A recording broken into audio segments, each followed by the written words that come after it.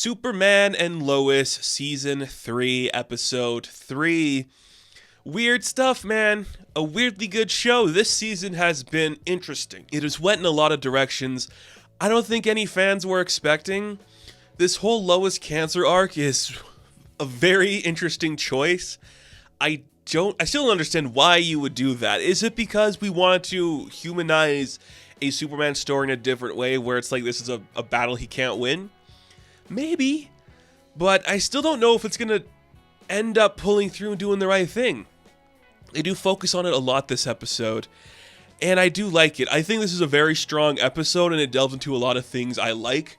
As somebody who is a massive fan of Lois Lane, this is like the most Lois Lane episode you could do of the concept that you are given. When Lois is dying of cancer, we literally open the episode doing the huge montage of telling every main character in her life what is happening to her. I thought we'd draw that out a little bit more, but we just do it. We tell the Langs and the Cortez, we tell her father, we tell Chrissy, we tell the Irons. We just get through it. Everybody knows everything. Still an episode where we reference Sophie, but Sophie doesn't actually show up. Very fun stuff. But now the whole town that knows Lois knows that she is sick, so we don't have to dwell on that any longer. Now we can focus on her going to her treatments, and that turns into a very Lois Lane escapade where she, instead of going to her treatments, just goes to do some journalism stuff. And I'm like, that's accurate. That is how I'd see it. There's even lines in the episode where characters are like, the most Lois Lane thing she could do is just always find another story instead of working on herself, which is perfectly Lois. It is handled with nuance and brevity in this episode, where she is also afraid to go to the treatment because that shows that she is weak and she's going to be the one who has to be treated like this and the world's going to see her a different way. While she is still able to do things and function, she wants to be seen as vital and healthy and able to go on these missions and do stuff. And I'm like, you're right, man. That's Lois. I do like the tension of her missing 2 appointments back to back to go work on an investigative thing. Because that's her. That is her. Whether she is married, whether she is with Clark, whether she is on her own doing her own thing, that is a very Lois Lane thing to do. It made me very happy. And that's where I'm like, Bitsy gets it. The writers get this. It's like we could have these human moments. She is a mother. She is scared. She is vulnerable.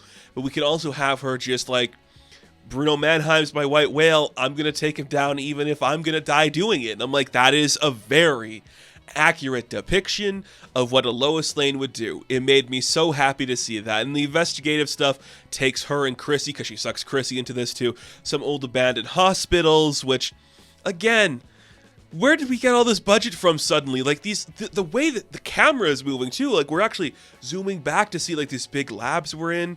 Everything feels like a bigger set. I'm so confused why we suddenly have this big budget. It's very cool. But this is kind of like we're dealing in like blood trafficking, like we're trafficking blood to give people enhanced powers.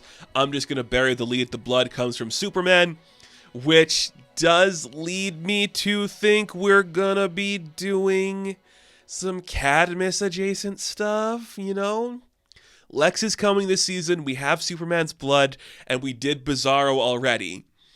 Are we gonna get a little baby Superboy to piss off the world or something? I don't know. This season could go any direction. Honestly, I really don't know what we're doing anymore. It could go anywhere, but it's kind of fun to see that. And we do have like a couple of shots throughout the episode where it's just Clark having a nightmare where he's like in a falling metropolis, like the city is crumbling against itself. The only person he can save is Lois Lane, and she's at the Daily Planet building. He goes to try to save her as the globe is about to fall on her. We do that like 3 times in this episode. The effect looks good every time. And I know it's like kind of like reusing footage, but my God, it looked great. Like how are we doing this all of a sudden? There were some moments last season where it was very iffy and spotty at times, but we managed to make it work. And even the fight scene, we have 2 really good fight scenes this episode. We have one where Clark has to go save Lois and Chrissy when they finally get out of like this meat freezer where it's like lead blocked, and him and Steel shows up for the first time this season to fight some people up. Very cool. We have like really good energy effects for like Kryptonian sonic blaster laser things. It's pretty impressive. That fight looks good.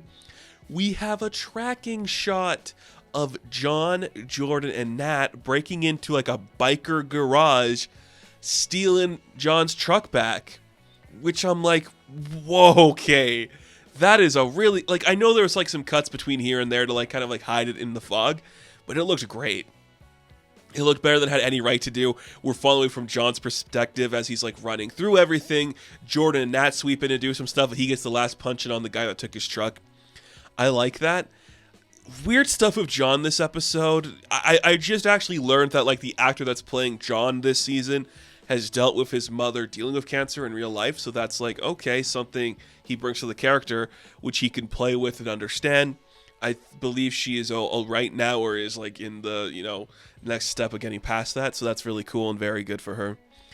And then you just kind of see, okay, his relationship with Candace is like up in the rocks and everything because, well, he didn't tell her everything about the party they went to the other day, like him kissing his ex, and now he's taking her home one night and her father's like, that's a nice truck you got there, John boy.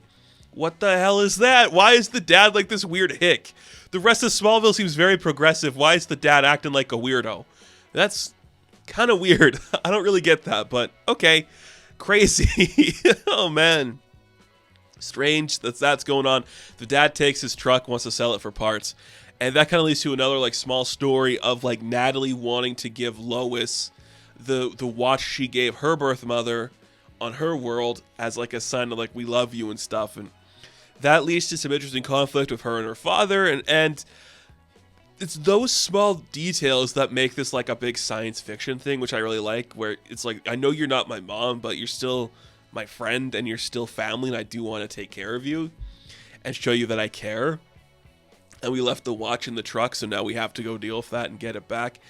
Do the Langs know they're from another world? Like, I can't remember. Lana knows he's weird, right? Like, he's connected to everything. And Sarah is, like, aware of stuff going on in their lives. I know Kyle is not, because when they install, like, the new security at Lana's house, like, Kyle's like, oh, who's this Henry Irons guy doing this stuff for you here? Who's that guy? Like a spoiled little dick. I'm still team Kyle. I still really love Kyle. Lana was getting a lot of play in this episode to be very loud, where she like bites him out when they're like in the office after the attack. I'm still a Lana fan. I still feel like Kyle is making up for the mistakes he made. I don't want him to go bad. Please do not turn Kyle into the bad guy here. I don't think that's where we're going. He's just going to be like, I don't know. But they're both kind of moving on from their relationship. She's definitely spending a lot more time with John Henry Irons, and you just see that maybe Sarah maybe said something to her dad about it, and it leads to what I think is the most insane moment of the episode, is Lana slapping Sarah, which I'm like, oh my goodness, no, babe, no, you had a moment of weakness, it sucks, what are you doing? She's gonna go live with Kyle now. And she does, because Kyle and Chrissy might go hook up later, but Sarah comes running to take care, and is like, no, what are we doing? Everything's falling apart, Lana. Maybe she's going to get infected with the blood. I still think a main cast member is getting infected with Superman's blood. I'm thinking Lois just might like inject it in herself and try to save herself before she dies in some capacity, and she's going to be Superwoman for a minute. I just don't know. But there was a lot of good acting this episode, from Sam in particular, where he's crying for his daughter. We actually tell Lucy, too. We don't have Jenna DeWin come back, but we call her on the phone, which is close enough. That's fine. We don't really need to have her come in, but it's a whole episode about family, finding family, everybody coming together, finding love. You just like it. It's a pretty simple episode, but it gets the job done. Clark acts like Clark. He is very happy, and then he's very sad.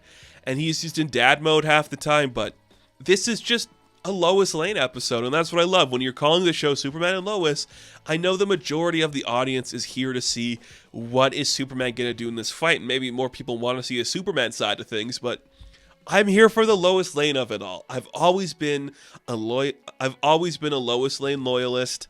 I love her. I love everything she's doing, and Bitsy has been playing it incredibly well, and this episode proves that. When she finally has her breakdown at the end, like, I'm going to probably die. I'm not going to be okay, even if this treatment takes. I won't be physically able to do anything. I can't have anything I want, and that sucks, and I hate it, so I want to get things done while I am useful and able to do these things.